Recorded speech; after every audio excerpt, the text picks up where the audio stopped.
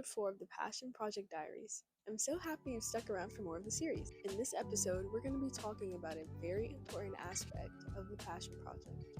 Consistency. The dictionary definition of the word consistent is acting or done in the same way over time, especially so as to be fair or accurate. However, applying the word consistent to your project would go further into the manner in which you go about your project, whether that be in terms of quality or time management. Being consistent is typically related to one's motivation or energy. However, I'd like to inform you that while your energy and motivation do play a part in your will to do things, the concept of consistency does not depend on your motivation or energy. Stay with me now. While motivation doesn't dictate the act of being consistent, discipline does. For example, your favorite athlete might be super tired from a really hard week of training and may not feel like getting up again the next day because it's a lot of energy exerted. However, because they have goals they want to achieve, they develop discipline and push through the mental block known as low energy and motivation to get to where they want to be.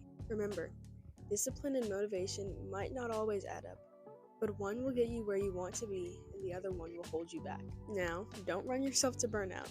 Remember, it's always good to take breaks. Put your physical and mental health first, always. Having some creative block, being busy, tired, or afraid are all natural emotions to feel. Don't feel weird about feeling any of these ways, especially about something that you potentially care so deeply about. Take some time to rest and reset. I find that going outside and doing something I enjoy tends to help me. Now, staying consistent can be quite a challenge. So to help you, I'll tell you some of my methods I use to stay consistent and some key things to keep in mind in the act. The first thing I want to say is this goes back to the first video in which I was explaining what the Passion Project is, but this is where keeping it manageable and realistic really comes into play.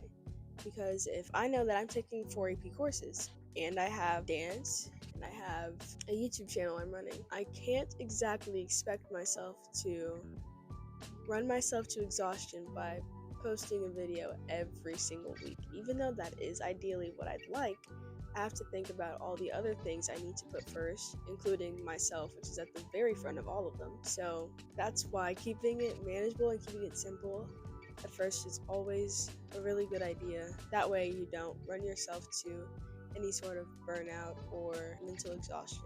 The best thing you can do for yourself to stay consistent is to set clear goals for yourself. For example, if you're writing a book, you should set a date in which you hope to be complete with maybe the first few chapters or maybe the whole thing. Depends on how long your book is. So once you do that, you should break those goals or that goal down into smaller and more manageable tasks so that you can achieve your goal. I find that writing things out in front of me really helps me, along with putting things on my whiteboard calendar, which I recommend getting a whiteboard calendar and maybe just a whiteboard or something that's often in front of you that you can just write on, as it really helps me keep up with my tasks and my goals. In the case of coming back to consistency after recovering from a period of inconsistency, it will always be a challenge to get up and do what it is that you've fallen out of, but it is worth it always. I know it sounds kind of cringy, but seriously, never give up. Never back down, never would. Especially not on things that are important to you and hold value in your heart. Last but certainly not least,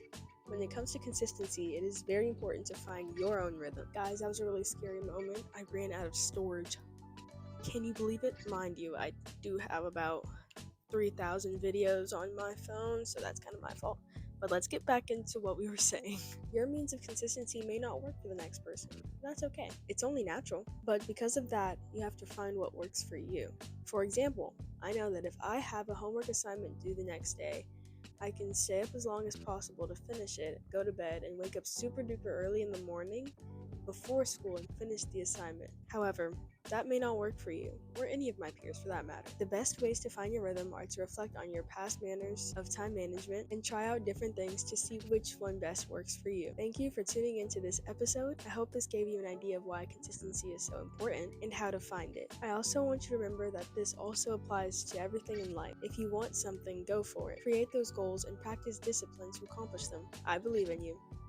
On the next episode of the Passion Project Diaries, we'll be talking about creative blocks and burnout. I'll see you in the next one. Bye!